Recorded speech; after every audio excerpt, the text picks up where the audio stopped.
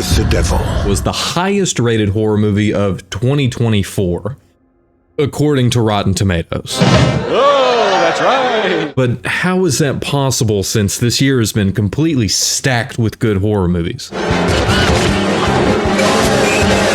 With films like Oddity, The Substance, Smile 2, Caddo Lake, and of course, Longlegs. So today, that's what I'm going to figure out to see if Late Night with the Devil really is the best horror movie of the year. What you're about to see is profoundly disturbing and shocking. And the best place for us to start is with the story, because right from the beginning of this movie, you know that something big has already happened. What you are about to see is the recently discovered master tape of what went to air that night. Because it starts with a documentary investigating the weird occurrence that happened on Halloween night in 1977 on The Late Show called Night Owls! I'm your host, Jack Delroy. And we get information about who is Jack Delroy and sort of his rise to fame compared to that of The Tonight Show's Johnny Carson. But at the very beginning, whenever we see him signing his contract, there is a standout line from one of the reporters. What did you have to sacrifice to get here tonight? And this is just the first instance of some amazing foreshadowing within the movie. Because when I went back to watch it for this video, there were so many little lines that are just sort of skipped over that you don't really pick up on unless you know what's gonna happen. But they give us just enough in the beginning whenever they're talking about how Jack has a weird connection with a place called The Grove. Long portrayed itself as a harmless summer camp for the rich and powerful. Which of course is based on the very real Bohemian Grove that I personally don't know enough about to really go into any detail for you. But what is clear is that Jack knows quite a bit about it. Then we find out that years later, after the show has been fairly successful, that Jack's wife Madeline ends up getting terminal lung cancer. And because she is a successful actress in her own right, the show, whenever they reveal that she has cancer, gets the highest ratings that it's ever had. But Jack is unable to go on without his wife, so he ends up taking a break and they shut down production of Night Owls for a while. Eventually, though, Night Owls does come back, and so does Jack, and hoping that Halloween night of 1977 is going to be the night that they will finally be able to pass Johnny Carson in the ratings. Because the entire crew is hoping that the guest lineup that they have for tonight is going to be what they need to finally make it over that hill. Guests like the psychic Christou, the former magician turned skeptic Carmichael Haig, the parapsychologist June Ross Mitchell, and her subject Lily Diabo, which is a little on the nose, plus the musician Cleo James. And I would like to point out my favorite character in the entire film, Gus McConnell, who is Jack's right-hand man. Don't worry, you see a lot more of Gus in this movie. You see a lot of him. But the first guest that we do see come out is Christou, as well as getting to see his powers as a psychic. Because after a quick introduction, he immediately comes out to start doing cold readings on the audience. And, well, the first reading he tries to do just doesn't work. My name's Barry. That's not it. No, it has been for 42 years. And after brushing off this kind of failure, he quickly moves on to a mother and daughter where he tells them Something bad happened to Edmund. He's sorry. Leaving everybody confused and impressed at the same time. This seems to be it for Christou until he goes to walk off and gets another call from a Minnie. Who are you? But because nobody answers, the call passes and they quickly cut to a commercial break. And it's here that we get all of these cool behind the scenes shots of what's going on with the show. And I really think it would be neat for somebody to cut out all of these scenes so we can just see what that episode would have looked like to anybody actually watching at home. And it's during this behind the scenes shot that we get to meet Leo Fisk, who is the producer of the show, as he's telling Jack, this is the night, man. You better pull this off because it's sweeps week and we have to do good. And luckily, it seems like the show is already going really good because of what just happened with Christou. But Christou wants to leave because he's not feeling good anymore. Sadly though, in less harsh words, Leo just tells him to suck it up. You happy to stay with us a little longer? I really should. That's the spirit. And it's in the next scene where they finally bring out the next guest, Carmichael Haig, who accuses Christou of being a fake. And it's here that Jack finally reveals that the Minnie that Christou was talking about with his third reading was the secret nickname that he had for his wife, Madeline. And if you're paying close attention, you do see him call his wife Minnie in the very beginning. Regardless of the reveal that Jack believes that the call was for him, Christou and Carmichael get in an argument back and forth that I guess Christou wins whenever he just vomits this black stuff all over him, which I mean is a pretty intense way to win an argument, but it worked. But to everybody else, something is very clearly wrong, so they have to cut to another commercial as they rush Christou off to the hospital. It's once they come back from the break that he then brings out Dr. June Ross Mitchell and Lily, so that way they can sit down and talk about Lily's past. And not just talk about it, but watch a full video that breaks down how Lily was the only survivor of a satanic church that worshipped Abraxas. Was her survival part of Diabo's wicked master plan? And how afterwards, June believes that Lily is possessed by a demon, which Lily calls... I call him Mr. Wriggles. Of course, Carmichael is still there, and he immediately calls Dr. June out too, saying that all of this is fake, that's not real, you're a fake, this is all in a way to manipulate a little girl so you can sell your book. Leading to another argument between the guests that results in them finally deciding, well, let's just have a conversation with the devil on live TV. As we attempt to commune with the devil. Yeah, what could go wrong there? It's during the next commercial break that we find out that Christou has died in the ambulance, and Gus is freaking out along with the majority of the crew, and he's like, don't do this. I am begging you to stop this before something terrible happens. Problem is, Leo and Jack are like, but the ratings are so good tonight. We can't just shut it down when this has so much potential to make us all of the money. It's when we come back that Lily and June are all set up to do this ritual, so that way June can then speak directly with Mr. Wriggles. During this scene, it seems to start off just like the way any normal conversation would between, well, the doctor and a demon, but then it quickly spirals out of control. And not just that, but the demon literally calls out Jack, saying, "We've met before. We met amongst the tall trees. Remember?" Once June finally gets everything under control and the chair stops levitating, they're then able to take a break and try to calm down after what just happened. You ever seen anything like that? And when they come back, the one who is the most calm out of everybody is Carmichael, because he is still convinced that all of that was completely fake. But what I really like is the fact that he doesn't just leave it there. He proves his point by then bringing up Gus to perform for everybody. And this is done by putting Gus and pretty much everybody else under a hypnosis. Do you realize that you are now deep in a trance? Then convincing him that it's not only hot in here, but there's something in his neck. Gus then takes this a step farther, because he doesn't only believe that they're in his neck now, but they are everywhere underneath his skin. And just when it seems like Carmichael has lost all control over what is going on, he tells Gus, "Dreamer, here, awake!" bringing everybody back to question what just happened, even Gus going as far as, when are we going to start? And I think another interesting point as far as the writing goes for this is, if you're watching the audience, you can see quite a few people that are just not affected by what is happening. And they're looking around at everybody else like, what? That's the reason that Lily asked, Why is Gus acting so silly? So to further prove his point, they then play back what really happened during this hypnosis scene. And it's very clear that none of the worms are real, and that it was really all just suggestions from Carmichael. Looks like you have made fools of us all once again, Car. This is whenever Lily has the genius idea of, why don't we also play back what happened with me to see if it was as Carmichael suggested? And lo and behold, everything that we see was real. Even Madeline's ghost standing behind Jack in the studio. Minnie?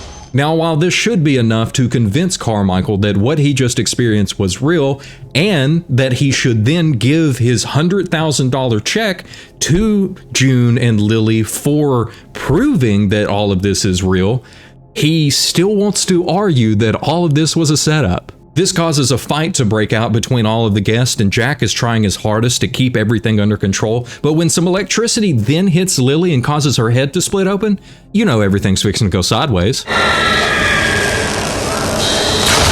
Or a complete 180 like what Gus's head does. June is then also strung up by her head, where her throat is then cut, and Carmichael is set on fire until he's burned alive. Of course, the audience at this point is running for their lives, and Jack is being grabbed by Leo because it's time for them to leave. But it's here that Jack is then taken into this nightmare version of his own show and tries to figure out what is going on and why is this happening to him. Is that another thing you've managed to forget? As he then realizes that the Grove has now come back to complete the ritual that was started so many years ago. They were the reason behind all of his success that he's had, and he finally also realizes just what he did have to sacrifice for this success. Jack Delroy's greatest sacrifice is yet to come. As he walks in to see his wife Madeline, cancer-ridden and laying in bed, and she even says, Why they wouldn't let you see me. And this part is so cool to me because it's like when he reaches to touch her hand, that moment he realizes that she is there. He also realizes that it was all his fault that she had to die. As she then convinces him to take the dagger that was used by the Church of Abraxas to finally put an end to her. And it's the moment that he stabs her that he realizes it's not Madeline, it's Lily that he's now stabbing. And with nobody alive on set, Jack just keeps repeating to himself, "Dreamer, here, awake," hoping that all of this is just another nightmare. Where we can hear some police sirens already making their way to him, and it cuts to this screen where it says "in transmission." But then it says, "So it is done." And this is the same thing that was said earlier by Xandor Diabo in the Church of Abraxas after finishing one of their rituals. So it is done. Because there's so many little lines from the beginning that tied back into the end. Some of my favorites are when Gus is first talking with Carmichael right before the hypnosis part is going to happen, and he tells him, "My wife likes my head to be on my shoulders," and Carmichael cuts him off and says, "Make it spin?" Foreshadowing at its finest, but that's not the only one, because we also have Haig's on next. Pay him no mind. He's all wax, no wick. foreshadowing the way that he too would die. And there's so many little details like this throughout the movie that come back in that are just, it's so perfectly written. It's kind of mind-blowing. And probably the most mind-blowing to me is the 7 different times that Minnie's ghost pops up throughout the movie. Like, you really got to be paying attention to see the majority of these. I felt just like this when I found out. And that's all without even talking about how each one of the characters on the show is a direct inspiration of somebody that really existed. Just like how Jack Delroy is loosely based on Conan O'Brien and clearly inspired by Don Lane, which is because David Dastmalchian went through and watched a ton of Don Lane so he could really get in the mind of what it is like to be a late night host. Then there's Christou, who is like a mix of Criswell and the Amazing Criskin. The clearest, though, being Carmichael, who is based on James Randi. Then we even have Diabo, who is based on LaVey, Crowley, Manson, and Koresh. And I think this is an amazing thing for the directors to do because they basically gave each individual actor a person they can go and study to get into the role. Everything in the story just works so well together, and it's clearly very well written that when I'm watching it, it really does feel like I could be watching a late night show. And it's also a bonus because the band that is out there, as well as the audience members, and you need to keep an eye on this little skeleton guy throughout the movie because he's there for a reason. Don't be upset. I'm just ribbing you. And even the way that everything on the set is decorated, plus the acting, really brings me into this movie. Because David Dastmalchian does an incredible job in this role. And I thought it was amazing to find out the reason he was picked to be in this role is because he wrote an article talking about all of the different horror show hosts over the years for Fangoria. Like Svengoolie and the comedy that Svengoolie brings to his show. So when Cameron and Colin Carnes, who are the directors and writers of this movie, read it, They were like, this is our guy. He clearly understands what it means to be a good host. And I'm sure while many of us know David Dastmalchian for his other roles like Prisoners, The Dark Knight, or Oppenheimer, this here was something so different that he had to compare it more to. Felt like I was back on stage in Chicago doing a play. But it's not just him, it's everybody throughout this whole movie. I'm so convinced by their performance that not once was I taken out of the moment because of somebody's poor acting.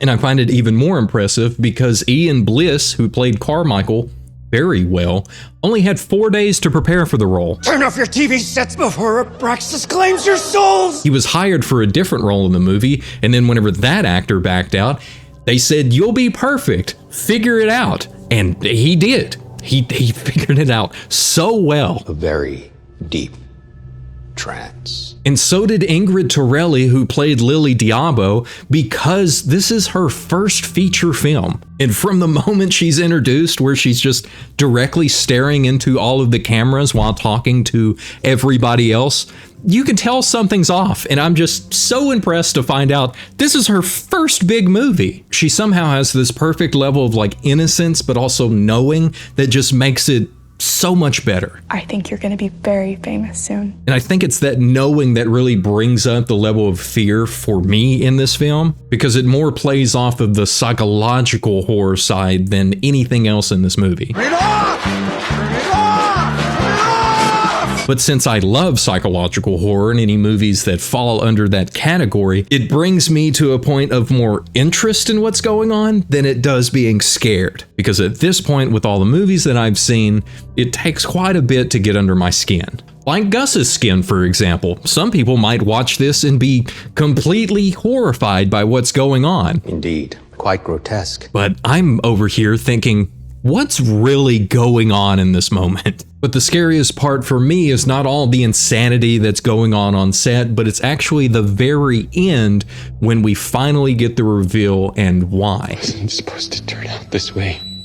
You have to believe me. And speaking of all the insanity on set and Gus's skin, I'm conflicted as far as the effects of this film go, because I think that practical effects are the best effects. And I was pleasantly surprised by seeing how they did all of the practical effects when I was watching the behind the scenes. But I do have to say, electricity doesn't work this way. As someone who has worked with electricity for the last decade, the scariest part about it is the fact that you can't see it. But I will say, from watching the behind the scenes, I thought it was cool that Ingrid had to wear this fake head for the final scene, making me, in retrospect, like it a little more. Now, I know this film had a lot of controversy around it when it came out because everybody realized they used some AI to create these cutscenes. But before giving my thoughts, this is what Colin and Cameron Carnes had to say about it. And I'll be honest, my initial thoughts whenever I heard about this was, what does it matter? But those thoughts, since I've gotten more into content creation, have changed. Because I do fully understand just using AI to make a funny picture to show your friends, or just to play around with it to see what it can do. But once your intentions change to make money off of this thing that you're using it for, stuff changes. And I really just don't understand why they wouldn't have hired somebody to make these couple of pictures for the movie. Like, it would have been really easy for them to get on social media and say, hey, we're looking for a couple people to make some pictures for us. And I guarantee there would have been a lot of creators out there that probably would have done it for free just to get their name attached to this film. Is that another thing you've managed to forget? And after all of the backlash, I can imagine that the Carnes brothers are not going to use any more AI in their future films, which I do really want to see what they have in store. Kind of in a way our twisted love letter, you might say, to late night talk shows and to horror movies of the 70s. Because everything else that they did in this movie was very well done. Even the fact that there is a live band that was out there on set. Because at first I wasn't sure if these were real instruments, but from looking at the behind the scenes, they're actually playing. And even Rhys Autry, who played Gus, had to learn how to play the theremin. But the biggest standout as far as the music and sounds go in this film is the fact that they didn't give away the scares. I never... No, Jack, stay where you are. Because when you've seen as many movies as I have, you're constantly listening for the sound cues. And it's so annoying when there's like this low hum or the music's building up and then it just completely cuts off to silent and then you get a jump scare. It just completely brings me out of the moment because I know it's fixing to happen. Super annoying when it does. But really the only annoying thing for me in this film is the fact that I didn't get to go see it in theaters. I had everything planned out and then I missed it by a week because I'm sure that my experience of this film would have been even better on the big screen. But even with that, this is one of the few horror movies that I had to go get a physical copy for my collection. And then I immediately loaned it out so I could have somebody else to talk to about it. Now the only thing that I need to get that goes with this film is this poster. This poster is one of the best posters I've seen in such a long time. If I was ranking this movie off the poster alone, it's a 10 out of 10. It's just a 10 out of 10. But for my personal score of this movie, it's an 8 out of 10. It's very good, far above average, something that needs to be seen. But in an attempt to make me a little less biased when it comes to doing a review, I ranked out each individual category that I just covered, so that way I can know that this film comes out to 7.5 skulls. And yes, I am trying my hardest to make up for 1408, which I gave a 10 out of 10, instead of giving it 10 skulls.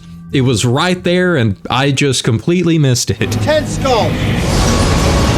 So while I haven't seen all of the horror movies that have come out this year, I will say that this one is definitely worth your watch and that it's in my top 5 of 2024. So have you seen Late Night with the Devil? What are your thoughts? And do you think that it should be ranked #1 best horror movie of 2024? Let me know down in the comments, and also let me know what other, if any, movies you would like me to cover in this more traditional style review. Longlegs is next on the list since the vote was so close and a bunch of you did want to see my thoughts on the film. What happens if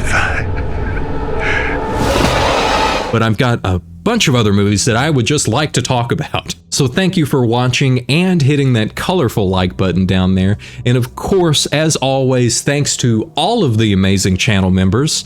You guys still directly support me, and that's amazing. It's the reason that I am able to continue to do this. With all that, I hope that you have an extra blessed day and that you know better than to try to interview a demon, because it never ends well.